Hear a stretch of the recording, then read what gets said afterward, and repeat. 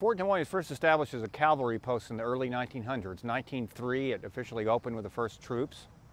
This was the site for the very first time that black soldiers were trained to become officers, and that was in World War I. And then we fast forward to World War II, and we find for the first time women were allowed to join the Army, and it was called the Women's Army Corps at the time. This was like the great experiment for racial and gender equality in the United States Army. Because frankly, even a lot of people here in town really don't know too much about why this fort is out here. Before World War I started, blacks had been in military service kind of sporadically.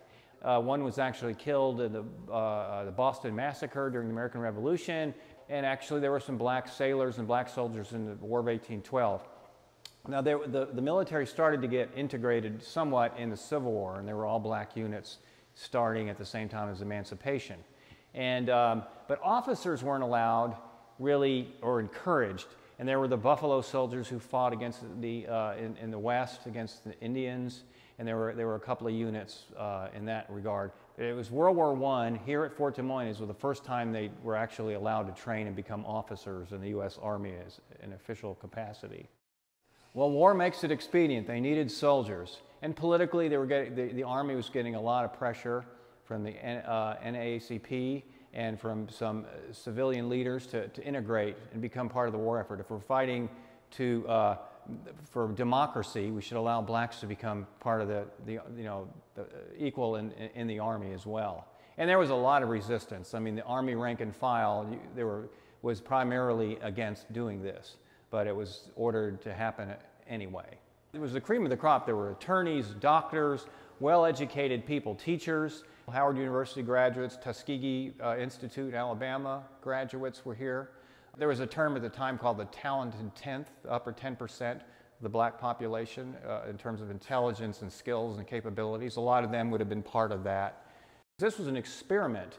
I mean, they didn't know if this was going to work, and it was a lot of pressure in a way in the black community to make sure this occurred, that they didn't all wash out or flunk out or show they weren't capable, because there was a widespread belief that they really weren't intelligent enough or capable of leading in combat, because it would have pushed back the whole sense of progress of integration and racial equality. Probably the most nationally known was Charles Houston. He became, he was graduated one of the top in his class at Harvard Law School. He was a civil rights lawyer. He hired Thurgood Marshall, was like his assistant, who was like one of the best-known civil rights lawyers. But Charles Houston won a lot of integration lawsuits in the 30s and 1940s. So he would be the one, and he's very well known among the African-American communities and civil rights leaders. First graduate was over 600, and they were primarily lieutenants and captains. So their job was essentially to drill all the enlistees that were coming in, the ones that were going to be privates and corporals, and get them ready and trained to go to France to be part of the American Expeditionary Force. And they eventually did, and they formed they were segregated units, all black divisions. It was the 92nd and the 93rd Division. And one of them served with the French Army. The French Army was thrilled to have them. They didn't care. And the British weren't as encouraging as much. And the other division fought with the U.S. Army. They were basically fighting two wars. They were fighting the Germans in World War I, but they're also fighting their own segregation and racism in their home country. And being effective soldiers, they viewed that as a step in the right direction for being accepted into American society as well.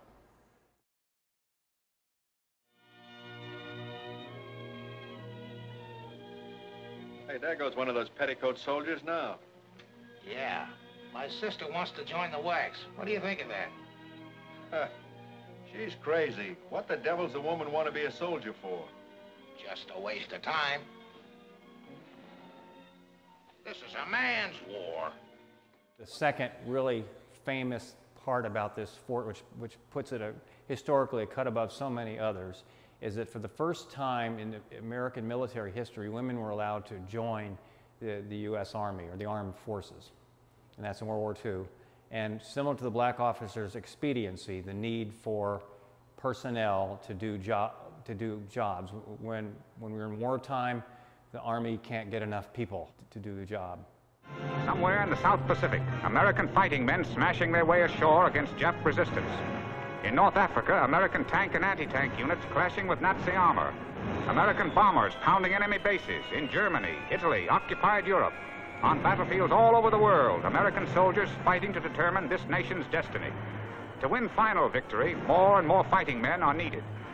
To train, equip, and get these men to the front is the task of the Army's Chief of Staff, General George C. Marshall. Conservation of manpower is a matter of first importance.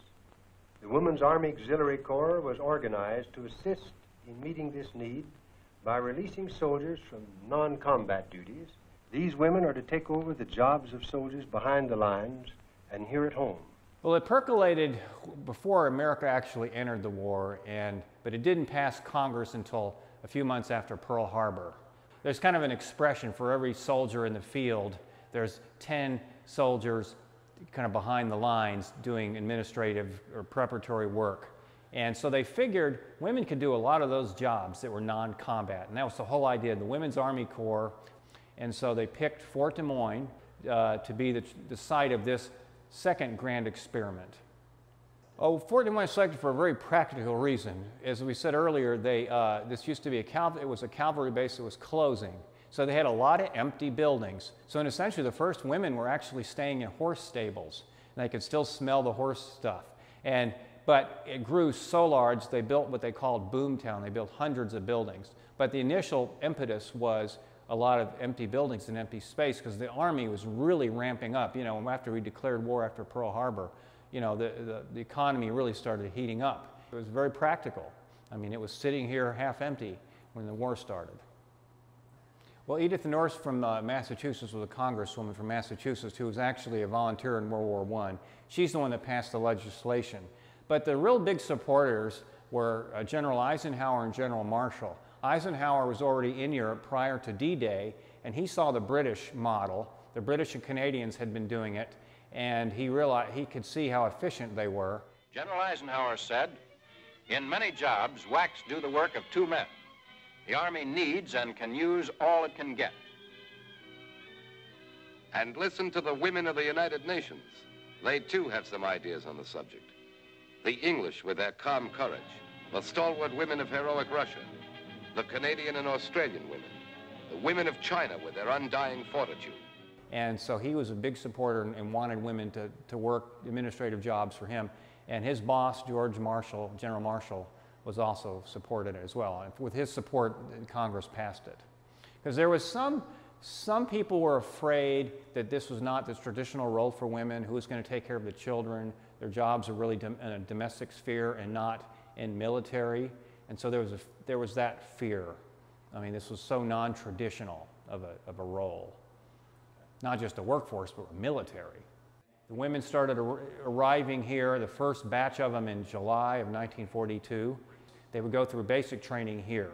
And they'd graduate in about 5 weeks, and then they could do specialty training in other places. There are other places for Women's Army Corps, but it started here, and it was the largest camp of its kind. So we're talking about roughly 70,000 women went through here and trained. But they ended up with jobs overseas in Washington and forts and military outposts all over the country. And they did roughly about 200 different kinds of jobs. Some flew airplanes, some fixed jeeps and were mechanics, some were in radio operations, air traffic control, that kind of thing. And a lot of them did, you could just say, mundane clerical work as well, that men didn't necessarily have to do.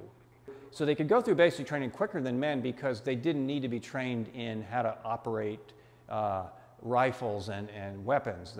That wasn't going to be their role. So they really needed to learn the Army way, because a lot of them were already trained and had skills in civilian life, and they could plug them right in to related Army jobs. Des Moines was basically a source of national news for weeks. I mean, when this was passed, again, it was controversial. The press was here. They weren't allowed into the base, but they were allowed, like in the downtown, when these women were coming in on trains and stuff, and buses, coming to Des Moines. Well, it's an impact. Des Moines is not a military town, so to speak. And now when you have literally thousands, tens of thousands of women here training and needing personal supplies and having weekend leave in downtown Des Moines, You know, there was all kinds of images in the paper of these women in uniform walking around, you know, going to restaurants and shopping and doing various things like that. I mean, it's in Des Moines, and it's not so much Des Moines history. I mean, it's part of Des Moines history, but this is a national story, you know. And what I find appealing about it as a curator, it's not typical military stuff. You don't see a bunch of guns and cannons and tanks. I mean, you're seeing more of the social part to me, which is an interesting chapter of the military's history.